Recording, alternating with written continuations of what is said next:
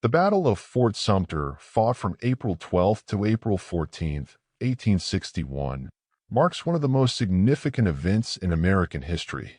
This conflict, which unfolded in Charleston Harbor, South Carolina, signaled the start of the American Civil War, a brutal four-year struggle that would ultimately define the future of the United States.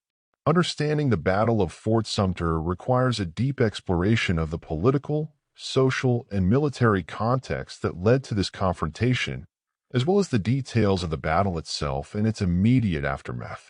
In the years leading up to 1861, the United States was a nation deeply divided over the issue of slavery. The institution of slavery, entrenched in the southern states, had long been a source of contention between the North and the South. The northern states, where industrialization was rapidly advancing, had largely moved away from slavery, while the Southern economy remained heavily dependent on it, particularly for the cultivation of cotton.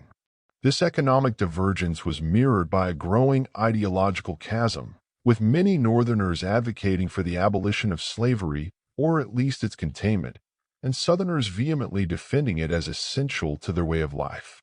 The election of Abraham Lincoln as President of the United States in November 1860 served as the catalyst for the impending conflict. Lincoln, representing the newly formed Republican Party, had campaigned on a platform that opposed the expansion of slavery into the new territories of the United States.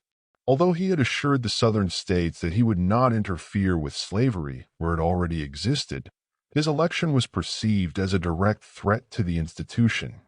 Southern leaders feared that under Lincoln's administration, the balance of power would shift irreversibly against them, eventually leading to the abolition of slavery altogether.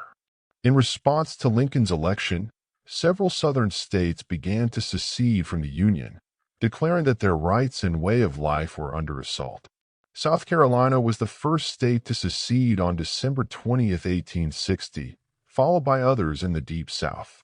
These states formed the Confederate States of America in February 1861, with Jefferson Davis as their president.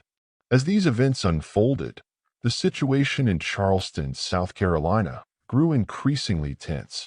Fort Sumter, a federal fort located in Charleston Harbor, became a symbol of the broader conflict between the North and the South. Fort Sumter was a massive, five-sided brick fortification built on an artificial island in the middle of the harbor. It was part of a system of coastal defenses designed to protect southern ports from foreign invasion. By 1861, however, it had become a flashpoint in the emerging conflict between the Union and the Confederacy.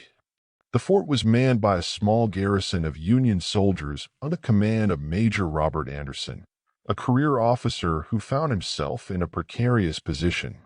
Although Fort Sumter was a federal installation, it was located in the heart of secessionist territory, surrounded by the hostile forces of South Carolina and the newly formed Confederacy. Tensions between the North and South escalated rapidly as both sides sought to assert their authority.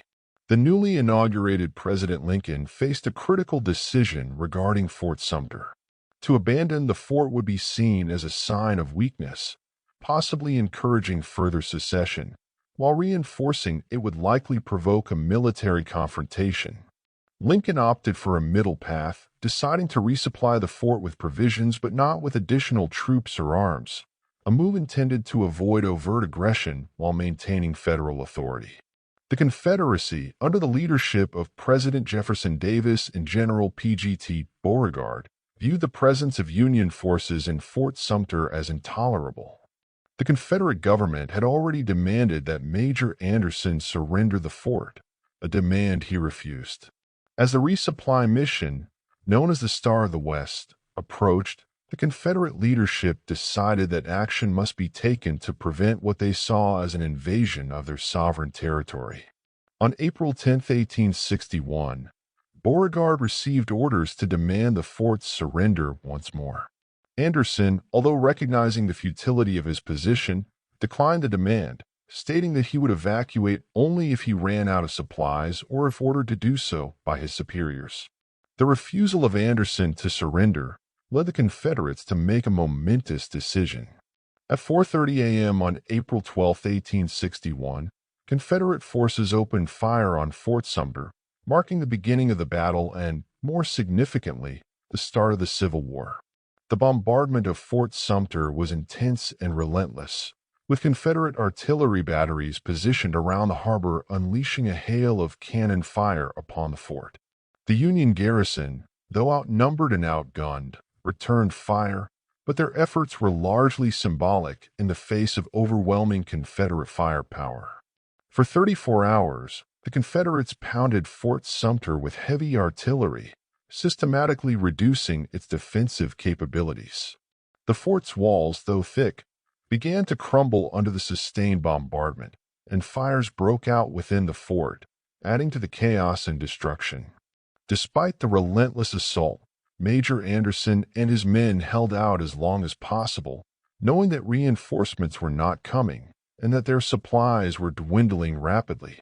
Finally, on April 14, 1861, with his position untenable and further resistance pointless, Anderson agreed to surrender the fort. He and his men were allowed to evacuate the fort with the honors of war, a gesture of respect from the Confederate forces for their bravery and determination. The Union garrison, under the eyes of the Confederate soldiers and Charleston's civilian population, lowered the stars and stripes and marched out of the fort. They were transported to a waiting ship that would take them to the north, leaving Fort Sumter in Confederate hands. The fall of Fort Sumter had immediate and far-reaching consequences. News of the battle and the fort's surrender spread quickly throughout the nation, electrifying both the North and the South. In the North, the attack on Fort Sumter was seen as an act of treason, a direct assault on the federal government, and a challenge to the Union's authority. President Lincoln, who had been seeking a way to rally the northern states in support of the Union, found his cause. On April 15, 1861, Lincoln issued a call for 75,000 volunteers to suppress the Southern Rebellion, a move that galvanized public opinion in the North and set the stage for a full-scale war. In the South, the victory at Fort Sumter was celebrated as a triumph of Southern resolve and a validation of the Confederate cause. The successful defense of Charleston Harbor demonstrated to many in the South that they could stand up to the North and protect their independence. However, the battle also had the effect of pushing the Upper South states, Virginia, Arkansas, Tennessee, and North Carolina, into the Confederate camp. These states, which had been hesitant to secede, now saw Lincoln's call for troops as a threat to their sovereignty and joined the Confederacy. The Battle of Fort Sumter, though relatively small in terms of casualties and scale, was enormously significant in its impact. It marked the point of no return in the conflict between the North and the South, transforming a political and ideological struggle into a bloody civil war. The battle also revealed the deep divisions within the United States and the lengths to which both sides were willing to go to defend their respective causes. In the months and years that followed, Fort Sumter would remain a potent symbol of the war. The Confederates held the fort for nearly 4 years, despite numerous attempts by Union forces to retake it. Charleston, and by extension Fort Sumter, became a focal point of the Union's efforts to blockade the southern coast and choke off supplies to the Confederacy. It was not until February 1865, just 2 months before the end of the war, that Union forces finally recaptured Fort Sumter after Sherman's march to the sea had devastated much of the South. The legacy of the Battle of Fort Sumter is profound. It serves as a reminder of the deep divisions that can tear a nation apart and the tremendous cost of civil conflict. The battle also highlights the complexities of leadership and decision-making in times of crisis, as leaders on both sides grappled with the uncertainties and consequences of their actions. Today, Fort Sumter stands as a national monument, a place of reflection and education where visitors can learn about the events that sparked the Civil War and the enduring lessons of that conflict. The story of Fort Sumter is not just a tale of a battle, but a window into the larger forces and issues that shaped the history of the United States.